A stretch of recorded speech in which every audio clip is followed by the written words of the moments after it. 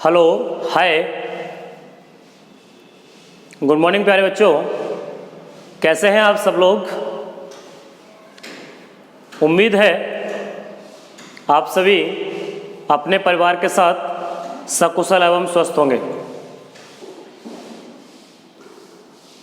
आज हम लोग 11th क्लास केमिस्ट्री की second unit structure of atom start करने जा रहे। इसमें बेटे बहुत सारे टॉपिक रिड्यूस किए गए। हम सभी जानते हैं जब हम एटॉमिक स्ट्रक्चर को पढ़ते हैं तो दो पार्ट्स में पढ़ते हैं, एक हिस्टोरिकल पार्ट होता है और एक मॉडर्न पार्ट होता है। हिस्टोरिकल पार्ट में सबके अपने अपने व्यूज़ थे। जिन जिन साइंटिस्ट ने एटम के ऊपर रिसर्च किया उन्होंने बोला, सबके अपने अपने गैस थे। कोई बोल रहा है एटम ऐसा हो सकता है, कोई कह रहा है ऐसा हो सकता है, उसके चारों ओर ऐसा हो सकता है, इलेक्ट्रॉन वहाँ मूव कर सकता है। इन सारी बातों के बारे में अलग अलग साइंटिस्ट की अलग अलग राय थी। ये सारी चीज़ें हम लोगों ने हिस्टोरिकल पार्ट में पढ़नी थी। उसी के अंतर्गत हम लोग कुछ मॉडल भी पढ़ रहे थे। उनमें से थॉमसन का मॉडल हुआ, रदरफोर्ड का मॉडल हुआ, इनकी ड्रॉबैक्स हुई। ये सब बेटे सिलेबस से रिड्यूस किए गए। टॉपिक में आता है बोहर्स एटॉमिक मॉडल। बोहर ने एटम का जो मॉडल प्रस्तुत किया, उन्होंने ऐसी क्या ज़रूरत आन पड़ी कि इस मॉडल को उनके द्वारा दिया गया। तो इससे पहले जो साइंटिस्ट रदरफोर्ड हुए और थॉमसन, दोनों की ही निगरानी में कह सकते हैं कि दोनों के अंडर में साइंटिस्ट बोहर ने, जो नील्स बोहर हैं, उन्होंने बेटे स्टडी किया था। मीन्स यह है कि जब वो इस मॉडल को दे रहे थे तो उस समय उनकी टीम का हिस्सा भी थे नील्स बोहर। तो उन्होंने बहुत सारी चीज़ें देखी, समझी और उनके साथ साथ उनको उनके मॉडल्स में कुछ कमियां लगी, कुछ ड्रॉबैक्स नज़र आई। इसलिए उन्होंने, नील्स बोहर ने 1930 में, ध्यान रखना 1913,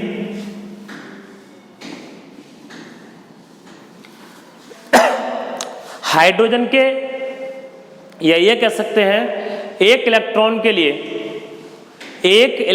लिए एक क्वांटम मॉडल दिया। जो क्वांटम मॉडल रिप्रेजेंट किया, उस मॉडल के अंतर्गत, या हम उसी को कहते हैं बेटे बोहर्स एटॉमिक मॉडल के नाम से हम जानते हैं। इन्होंने 2 पॉइंट्स पर चर्चा की। ये बोले उन 2 पॉइंट्स के बारे में कि जो इलेक्ट्रोमैग्नेटिक रेडिएशन, उसके ड्यूल बिहेवियर के बारे में, और second one practical result from atomic spectrum. जो एटॉमिक स्पेक्ट्रम है उसके प्रैक्टिकल रिजल्ट के बारे में इन्होंने 2 पॉइंट पर चर्चा की। उससे रिलेटेड उन्होंने 4 पोस्टुलेट दिए। हम उन 4 पोस्टुलेट के बारे में इस वीडियो लेक्चर में पढ़ेंगे। तो सभी कोशिश करें। वैसे थ्योरेटिकल पार्ट है, लेकिन थ्योरेटिकल पार्ट के साथ कुछ चीज़ें ज़रूरी हैं जो समझने वाली हैं। एक बार आप थ्योरी है उसको तैयार कर सकते हैं, बट चीज़ों को जब कंसेप्ट वाइज समझते हैं तो चीज़ें बेहतर वे में समझ में आती हैं। तो हम लोग फर्स्ट वन बात कर रहे हैं। रदरफोर्ड ने एक बात बोली। रदरफोर्ड ये कहते हैं कि न्यूक्लियस है और न्यूक्लियस के अराउंड इलेक्ट्रॉन इस तरीके से मूव कर रहे हैं।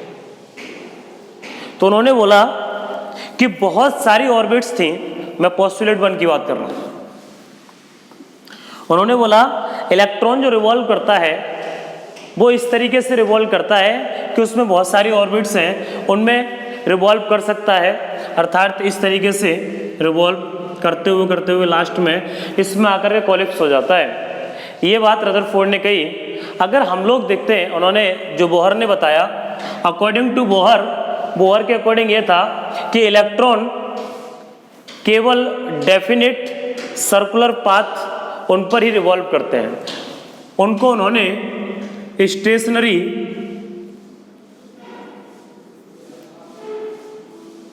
स्टेट्स के नाम से जाना। हम ये कह सकते हैं बोहर के अकॉर्डिंग कि इलेक्ट्रॉन केवल कुछ फिक्स्ड पाथ, जो सर्कुलर पाथ थे न्यूक्लियस के अराउंड, उन सर्कुलर पाथ्स पर ही मूव करते हैं, या कह सकते हैं इनको उसने ऑर्बिट्स और स्टेशनरी स्टेट्स के नाम से जाना। ये न्यूक्लियस, इसके अराउंड जो सर्कुलर पाथ हैं उन पर इलेक्ट्रॉन मूव कर रहे हैं, रिवॉल्व कर रहे हैं, तो उसको नाम क्या दिया गया बेटे? स्टेशनरी स्टेट्स या ऑर्बिट के नाम से हम इन्हें जानते हैं।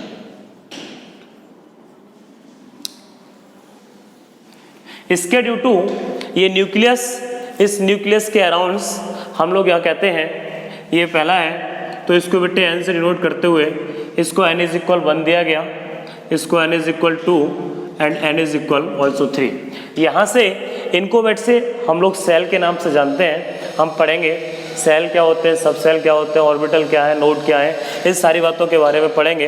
तो n इज इक्वल 1 ये फर्स्ट है, तो n इज इक्वल 1 जो पहली सेल होती है, पहली ऑर्बिट होती है, उसको हम लोग बेटे ग्राउंड स्टेट के नाम से भी जानते हैं। n is equal 1 first shell जो होगी उसे हम लोग ग्राउंड स्टेट के नाम से भी जानते हैं। तो ध्यान रखना, फर्स्ट वन जो न्यूक्लियस के सबसे नियरेस्ट सेल जो होगी, जो फिक्स्ड ऑर्बिट होगी, उस ऑर्बिट को हम लोग ग्राउंड स्टेट के नाम से भी जानते हैं। अब बात करने वाले हैं हम सेकंड पोस्टुलेट की। सेकंड पोस्टुलेट में पढ़ते हैं कि इलेक्ट्रॉन जब न्यूक्लियस के अराउंड डेफिनेट और सर्कुलर पाथ उस पर जब रिवॉल्व कर रहा है, तो वो जो उसकी अनलेस एनर्जी है, उसकी अनलेस एनर्जी चेंज नहीं होगी जब तक हम उसमें एनर्जी ऐड ना करें या एनर्जी लूज ना करें। मीन्स ये है कि अगर एनर्जी लूज कराएंगे या ऐड कराएंगे, जब लूज कराएंगे इसकी एनर्जी कम होती है, उसकी उससे ज़्यादा, उसकी उससे ज़्यादा, इस प्रकार से जैसे जैसे ये जो सर्कुलर पाथ है उसकी रेडियस इंक्रीज होती जाएगी, बढ़ती जाएगी। क्योंकि हम जब पहले बात कर रहे हैं यहाँ से स्टेशनरी और स्टेट ऑर्बिट्स कब थी, जब उसकी जो रेडियस है वो बेटे कांस्टेंट हो जाती है।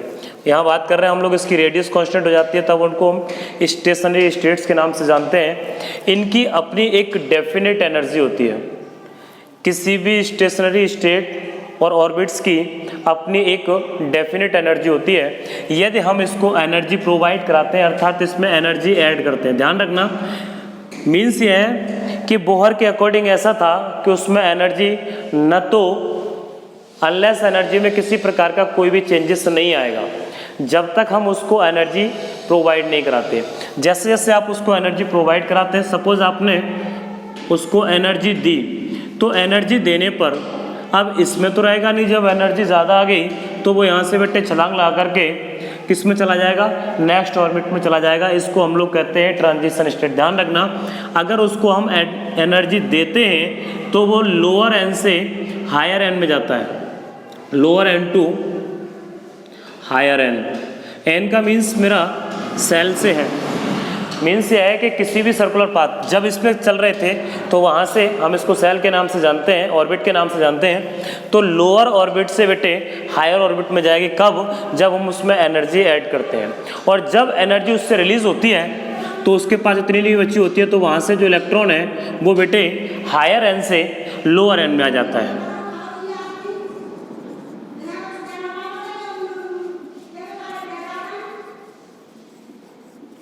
तो जब भी एनर्जी लूज होती है या एमिट होती है तो वो हायर एन से लोअर एन में। ध्यान रखना बेटे, जो बड़े सेल्स हैं या कह सकते हैं जिनकी रेडियस ज़्यादा थी उनको हायर एन कहेंगे, तो हायर एन से लोअर एन में आ जाते हैं। ये अपने को ध्यान रखना कि जब तक हम एनर्जी उसको प्रोवाइड नहीं कर रहे, उससे एनर्जी रिलीज नहीं हो रही, तब तक उसमें किसी प्रकार की एनर्जी में कोई भी चेंजेस नहीं आएगा। क्योंकि every orbit have contain a definite energy हम लोग उसको डेफिनेट एनर्जी के नाम से जानते हैं। ये बात अपने को ढंग से समझ लेनी है, क्योंकि हम थर्ड पोस्टुलेट इसी से बेस देने वाले हैं। अब क्या होता है थर्ड पोस्टुलेट, उसकी बात कर लेते हैं। बात कर रहे हैं बेटे हम थर्ड पोस्टुलेट की, wavelength of radiation emitted by an atom on the energy difference of the initial and final orbits. यहाँ इसमें इलेक्ट्रॉन्स था, चाहे वो हायर एन से लोअर एन में या लोअर एन से हायर एन में, एनर्जी अब्जॉर्ब करे या एनर्जी रिलीज करे। तो जो एनर्जी रिलीज करेगा या अब्जॉर्ब करेगा, जिसे हम लोग एनर्जी डिफरेंस कह सकते हैं, वो वेवलेंथ ऑफ रेडिएशन, उसकी जो वेवलेंथ है, रेडिएशन की जो वेवलेंथ है, जो आपने कोई भी एटम था उसके द्वारा इलेक्ट्रॉन चाहे तो वहाँ से उसने जंप किया हो लोअर एन से हायर एन में, या हायर एन से लोअर एन में जंप किया हो। क्योंकि आप ये जानते हैं, मैंने सेकंड पोस्टुलेट में बताया, जब हम किसी को एनर्जी देते हैं, अब इलेक्ट्रॉन को एनर्जी दी गई तो यहाँ लोअर एन, जैसे सपोज, क्योंकि ये बेटे सब अपनी अपनी जो ऑर्बिट्स हैं उन सब के पास अपनी एक फिक्स्ड एनर्जी होती है। जैसे पहली इसको हम लोग बोलने वाले हैं एनर्जी इसकी E1, E2, E3, E4 आगे सो ऑन। मीन्स ये है कि इन सब के पास अपनी अपनी फिक्स्ड एनर्जी होती है। Like E1 -13.6 electron volt, E2 -3.4 electron volt, E3 -1.5 electron volt. इस तरीके से इन सब के पास अपनी अपनी फिक्स्ड एनर्जी होती है। सपोज, क्योंकि आप जानते हैं जैसे जैसे आप आगे की ओर बढ़ते जा रहे हैं तो energy E1 is greater than E2 is greater than E3 आगे सो ऑन। मीन्स ये है कि इनकी एनर्जी जैसे जैसे आप इस न्यूक्लियस से दूर होते जा रहे हैं, जैसे जैसे रेडियस इंक्रीज होती जा रही है, वैसे वैसे इनकी एनर्जी बढ़ रही है। आपको एक मैं जो बात कर रहा था कि वेवलेंथ ऑफ रेडिएशन, अगर हमें रेडियस की वेवलेंथ को फाइंड करना है तो बताया कि कोई भी एटम जो है, अगर वो उसका जो एनर्जी डिफरेंस होगा initial and final orbits, means ये अगर मैं बात करूं कि सेकंड से फर्स्ट में आएगा तो E2 माइनस E1 या E3 माइनस E2 थर्ड से सेकंड में, तो इनका जो एनर्जी डिफरेंस है जिसको हम लोग कहते हैं HC/λ, जो हम पीछे पढ़ करके आए, HC/λ इज इक्वल तो E final minus E initial के इक्वल होता है, जिससे हम लोग डेल्टा E के नाम से जानते हैं। अगर मुझे एनर्जी डिफरेंस निकालना है तो डेल्टा E, क्योंकि जैसे आप उसे एनर्जी देंगे वो जंप करेगा, अगर उसमें से एनर्जी निकाल लेंगे तो वो जंप करके लोअर एन में आ जाएगा। तो वहाँ जो एनर्जी डिफरेंस होगा HC/λ, अगर अपने को लैम्डा की वैल्यू निकालनी तो 1/λ is equal 1/HC E final minus E initial. इस तरीके से बेटे आप फाइंड कर लेंगे, where H is equal Planck constant,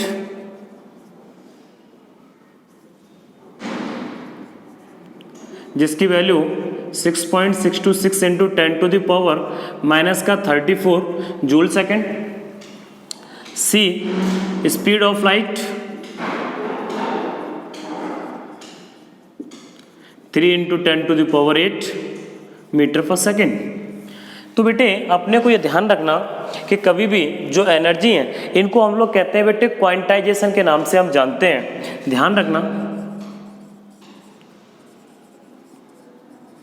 क्योंकि जो भी ये आपके पास ऑर्बिट थी, इन सब की अपनी अपनी एक फिक्स्ड वैल्यू थी, जिसको हम लोग इनकी फिक्स्ड वैल्यू के नाम से जानते हैं। तो ये एटॉमिक स्पेक्ट्रा,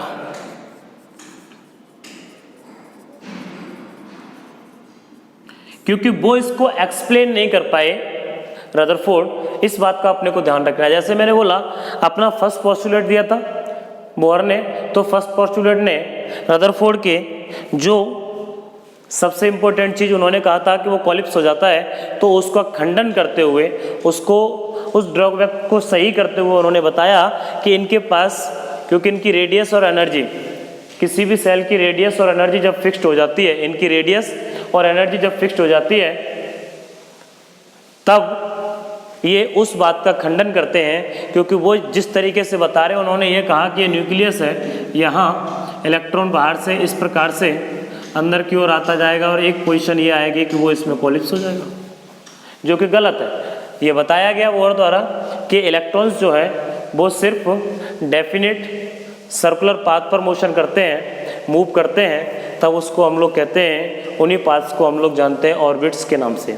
ठीक है, ये बात बताई गई, तो ये ध्यान रखना, अगर अपने को वेवलेंथ निकालना है तो is equal 1/λ is equal 1/hc E final minus E initial, ये ध्यान रखना। जैसे दूसरी सेल से तो E2 माइनस इन, पहली में एक चीज़ यहाँ आप ध्यान रखनी है। सपोज मैंने कहा यहाँ से बेटे पहली सेल से जो आपके पास फर्स्ट ऑर्बिट है, अगर इस इलेक्ट्रॉन यहाँ से इस तरीके से उसे एनर्जी मिलती है कि वो बिल्कुल यहाँ से इन्फानाइट तक चला जाता है, तब इस प्रकार की एनर्जी को हम किस नाम से जानेंगे? ध्यान से समझना, जब यहाँ से वो बाहर की ओर जब आप उसे एनर्जी प्रोवाइड कराएंगे तो वो अगर जाता है और वो कहाँ तक चला जाता है, अगर इन्फानाइट तक जाता है, तब इसे हम लोग किस नाम से जानते हैं?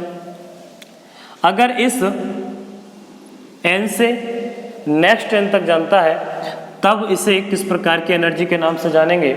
और यदि इस किसी भी आउटर सेल से, जहां आउटर ऑर्बिट है, अगर उसमें इलेक्ट्रॉन प्रेजेंट है और वो इनफाइनाइट पे जाता है, तो हम इसे किस प्रकार की एनर्जी के नाम से जानते हैं? तो बेटे जब भी कभी भी कोई भी चीज़, कोई भी इलेक्ट्रॉन एक n से दूसरे n में, मैं बात कर रहा हूँ, कभी भी कोई भी इलेक्ट्रॉन अगर एक n से दूसरी n में जाएगा, सपोज लोअर n से हायर n में या हायर n से लोअर n में, तब उससे हम लोग कहते हैं बेटे ट्रांजिशन एनर्जी के नाम से जानते हैं।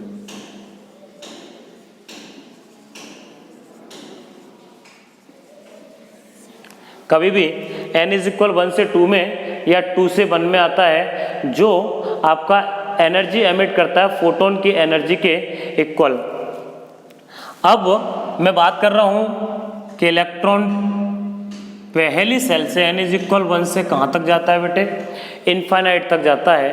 तब जो उसकी एनर्जी एमिट होती है उसको हम लोग कहते हैं, ये स्टेट्स जो होती हैं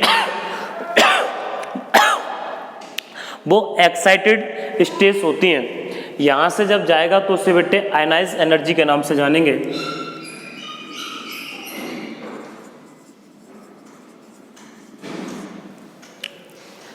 और जब इलेक्ट्रॉन किसी, जैसे n इक्वल 2 या 3, वहाँ से जब बिल्कुल इन्फाइनाइट पर जाता है, तब उसको बेटे हम लोग कहते हैं सेपरेट एनर्जी के नाम से जानेंगे। इस तरीके से हमें थर्ड पोस्टुलेट कुछ एनर्जी डिफरेंस, जहाँ से हमें hc/λ के ड्यू टू अगर अपने को वेवलेंथ फाइंड करनी है तो उस समय काम आता है। अब हम बात करते हैं फोर्थ पोस्टुलेट की। अब बात करते हैं बेटे हम फोर्थ पोस्टुलेट की। Angular momentum of an electron is quantized. जो इलेक्ट्रॉन क्वांटाइज्ड हुआ, अगर हम उसके एंगुलर मोमेंट की बात करते हैं, सपोज मैं ये कह रहा हूँ कि इलेक्ट्रॉन इस सेल में मूव कर रहा है, यहाँ से इस तरीके से रिवॉल्व कर रहा है, और रिवॉल्व करते हुए इलेक्ट्रॉन का अगर मास m है और उस सेल की, जिस सेल में वो रिवॉल्व कर रहा है, उसकी रेडियस r, और यदि वो v वेलोसिटी के साथ रिवॉल्व कर रहा है, तो उसको जो एंगुलर मोमेंटम होगा वो बेटे फिक्स्ड होगा। और कितना होगा? तो angular momentum L is equal, हम इसको मानते हैं कि वो h/2π का कंप्लीटली मल्टीपल होता है NH/2π, जिसको हम लोग कह सकते हैं n, where n is equal integer, जहाँ बेटे n इंटीजर है, कंप्लीट नंबर है। यदि आप ये सोचें कि n इज इक्वल 0.5 हो जाए, 0.2 हो जाए, 0.3 हो जाए, तो नहीं हो सकता। n is equal complete number रहेगा, अगर जिसको हम लोग सेल भी कह सकते हैं कि सेल नंबर है। फर्स्ट n इज इक्वल 1 अगर फर्स्ट के लिए निकालेंगे तो ये हो जाएगा h/2 एंड अनदर 2 के लिए l is equal 2h/2 and third l is equal 3h/2। Means ये है कि ये h/2 इस तरीके से इसका कंप्लीटली मल्टीपल होता है, जिसको हम लोग MVR, क्योंकि मैंने बोला अगर इसका मास m, रेडियस क्योंकि वहाँ से कितनी है, जिस सेल में रिवॉल्व हो रहा है उसकी रेडियस जिस स्पीड से, सपोज v वेलोसिटी के साथ, तो हम इसको कहते हैं angular momentum MVR is equal NH/2 तो ये बोहर्स का एटॉमिक मॉडल था। इन्होंने रदरफोर्ड की जो एटॉमिक मॉडल की कुछ ड्रॉबैक्स थी उनको ख़त्म करने का प्रयास किया, और इसके साथ हम लोग आगे dual nature of electromagnetic radiation आदि के बारे में हम पढ़ने वाले हैं। तो हम लोग नेक्स्ट वीडियो लेक्चर में पढ़ेंगे। आज बेटे ये थ्योरेटिकल पार्ट है, 1 से 2 बार इसे बुक से ठीक से रीड करें, और रीड करने के बाद किसी प्रकार की कोई भी क्वेरीज रहती है तो आप उसे हमारे कमेंट बॉक्स में लिखें, जिसे हम आप को सॉल्व करके आपकी प्रॉब्लम को आपके व्हाट्सएप नंबर पर सेंड कर देंगे। थैंक्स। और यदि वीडियो अच्छा लगा हो तो वीडियो को लाइक, शेयर एंड कमेंट ज़रूर करिए। Thank you.